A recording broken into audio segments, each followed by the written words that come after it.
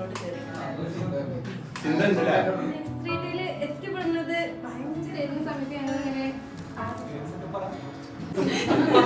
ഞാൻ അവിടുന്ന് ഇറങ്ങിയപ്പോ അതിന് പകരം ഫുള്ള് ആൾക്കാരങ്ങണ്ട് എല്ലാവരും ഭയങ്കര കമ്പനിയും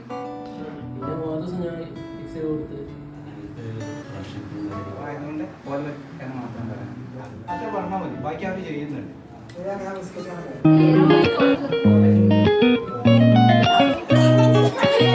ക്വാളിറ്റി